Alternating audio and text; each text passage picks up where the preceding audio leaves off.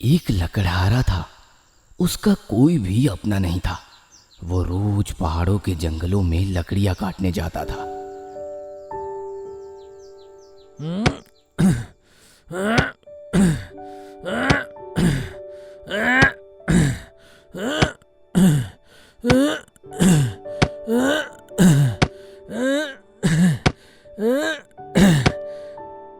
एक दिन वो जंगलों में लकड़ियां काट रहा था। तभी उसने देखा, अचानक सफेद रंग का कुछ पेड़ से ठप से नीचे गिर पड़ा। लकड़हारा बिना कुछ समझे उसके समीप गया। अरे पेड़ से वो क्या गिरा? अरे ये तो एक सारस पक्षी है। देखकर तो व्यतीत होता है कि इसे गंभीर चोट लगने के कारण यह गिर पड़ी। आहा, बेचारी उठ भी नहीं पा रही। लकड़हारा ने सारस को गोद में उठा लिया और सहलाने लगा। तभी उसने देखा कि उसके पंखों में एक तीर फंसी हुई है। अरे ये क्या? इस सारस के पंख में तो तीर लगी है। इस कारण इसे इतनी तकलीफ हो रही है। मैं इस तीर को निकाल देता हूँ।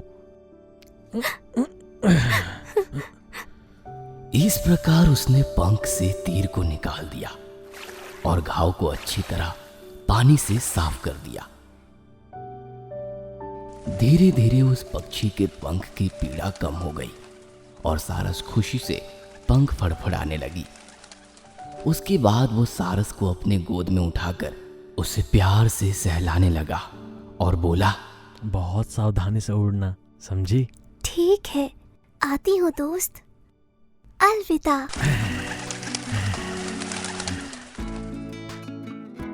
सारस को अलविदा कहकर लकड़हारा फिर से लकड़ियां काटने लगा। काटते वक्त उसने महसूस किया कि जैसे उसे लकड़ियां काटने में तकलीफ ही नहीं हो रही और वो पहले के मुकाबले काफी जल्दी लकड़ियों को काट पा रहा।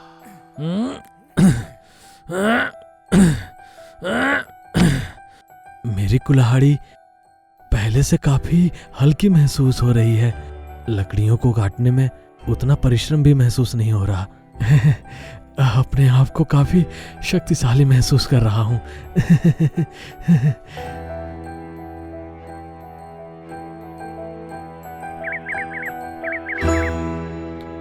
कुछ दिनों बाद पहाड़ों पर जोरों की बारिश हो रही थी।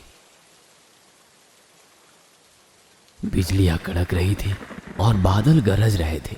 फिर भी बारिश में भीगकर लकड़हारा लकड़ियां काट रहा था। लकड़ियों को काटने के बाद सब लकड़ियों को सिर पे लाद कर वो पहाड़ से उतरकर अपने छोटे से झोपड़ी पर पहुंचा तो उसकी आंखें फटी की फटी रह गई। घर में इतनी रोशनी कहाँ से आई? मेरे घर में रोशनी कहाँ से आई? कुछ भी समझ नहीं आ रहा। जाकर देखो तो किस बात की रोशनी है। ये कहकर लकड़हारा अपने सिर से लकड़ियों की गठरी उतारकर जब अपने घर के अंदर जाने लगा, तभी घर के अंदर से श्वेत सी गोरी एक अपूर्व सुंदर लड़की बाहर आई। लड़की को देखकर लकड़हारा आश्चर्यचकित हो गया और कुछ देर तक उसको देखता रहा और फिर बोला, कौन हो तुम?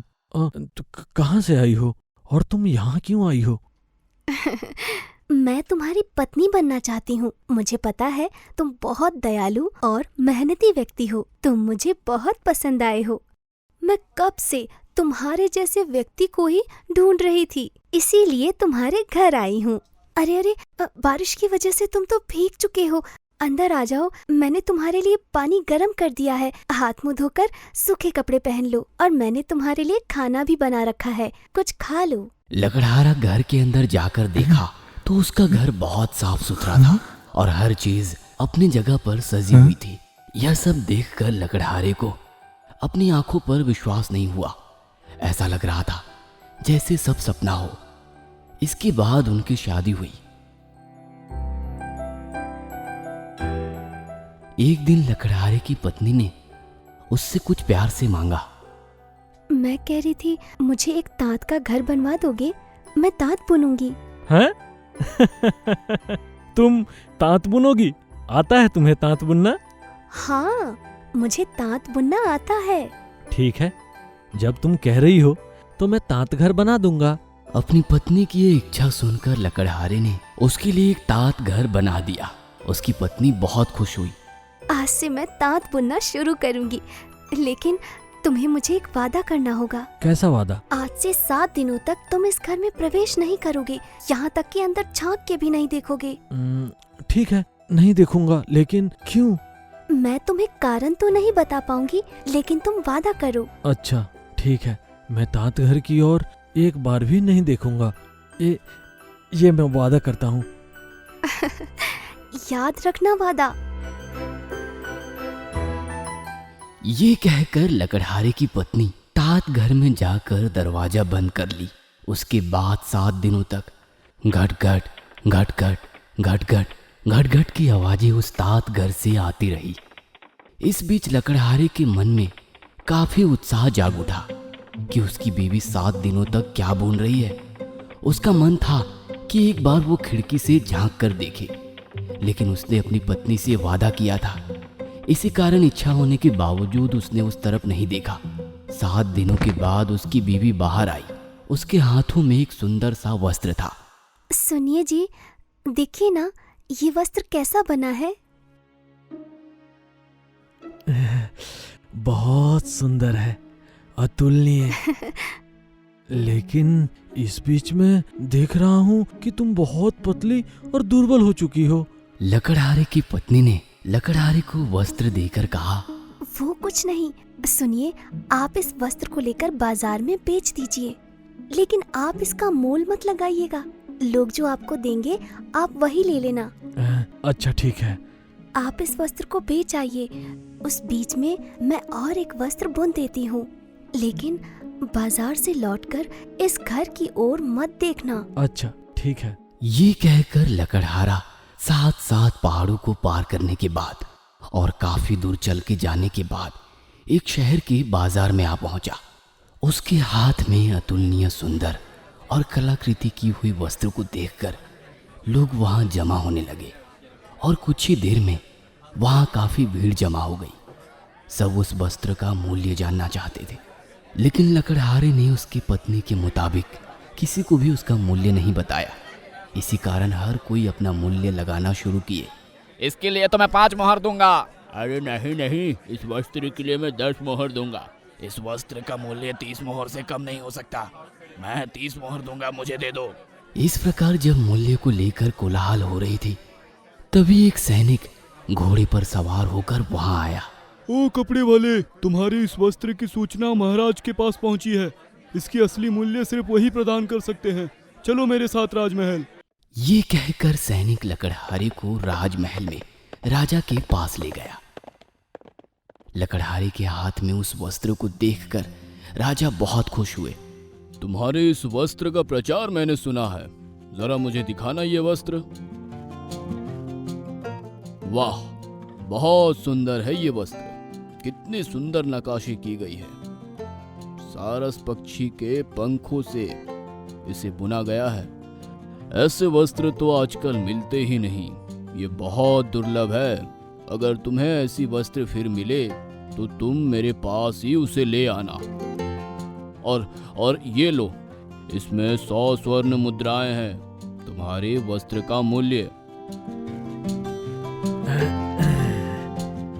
लकड़हारा इतने सारे स्वर्ण मुद्रा पाकर खुशी मन से घर की ओर चल पड़ा। उसे 7 पहाड़ों को पार करना था। लकड़हारे के पहले पहाड़ को पार करते ही उसे फिर से तात बुनने की घट घट आवाज सुनाई देती है।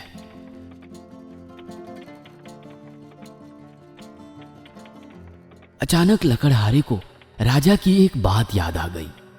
पत्नी जो वस्त्र बुन रही है, बिना धागे के बुने कैसे? राजा जी ने कहा ये वस्त्र सारस पक्षी के पंखों से बना हुआ है, लेकिन घर के भीतर पत्नी सारस पक्षी का पंख लाएगी कहां से? ये सब सोचते हुए लकड़हारा घर लौट आया। तात घर से आने वाली वो आवाजें उसके कानों में पड़ रही थी। ये स्वर उसके मन को विचलित कर रही थी। उसके मन में काफी प्रश्न उत्पन्न हो रही थी।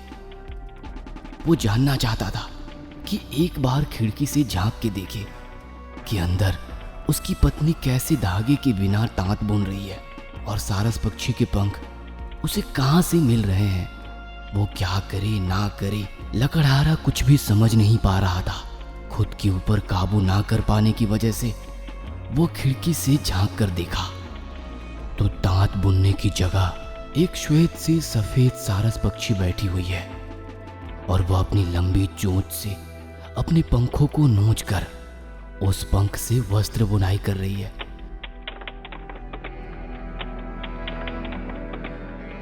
यह दृश्य देखकर डर के मारे उसका शरीर कांपने लगा और वो कुछ ना बोल पाया। ये मैंने क्या देखा? तात घर में सारस पक्षी, मतलब सारस पक्षी मेरी पत्नी है। नहीं, ये नहीं हो सकता। इस बीच शाम हो गई। चारों ओर अंधकार छा गया। अंधकार में अपने सर को पकड़कर लकड़हारा बैठा हुआ था। अचानक से उसने देखा कि उसकी पत्नी बगल में बैठी हुई है। लकड़हारा थोड़ा डर कर उसकी ओर देखा। मुझसे डरिए मत। आपको याद है एक दिन पहाड़ों के जंगलों में आपने एक सारस पक्षी को तीर की पीड़ा से मुक्ति दी थी। मैं वही सारस पक्षी हूँ। तुम्हारी सहायता के लिए मैं मनुष्य रूप में यहाँ आई थी। मेरी असलियत आप जान चुके हैं, इसी कारण मैं और यहाँ नहीं रह सकती। तुम्हारी उस दिन की सेवा से मैं तुम पर मोहित हो गई थी। इसी कारण तुम्हारे साथ रहने आई थी ताकि आप इस वस्त्र को बेचकर कुछ मूल्य कमा सकें। इसी कारण इस वस्त्र को बुन रही थी, लेकिन इसे पूरा नहीं कर सकी। आपको तो घर के अंदर झांकने से मना किया था, फिर क्यों देखा आपने?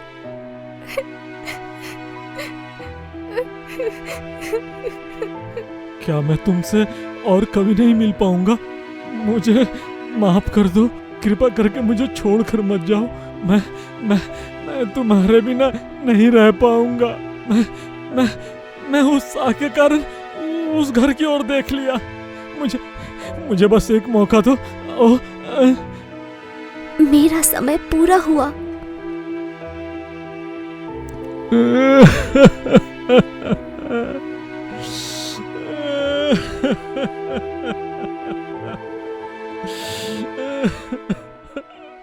ये कहकर लकड़हारे की पत्नी फिर से सारस पक्षी में परिवर्तित हो गई। उसके बाद दुखी मन से चिल्लाते चिल्लाते पंख फैलाकर उड़ गई। अलविदा, अलविदा, अलविदा, अलविदा।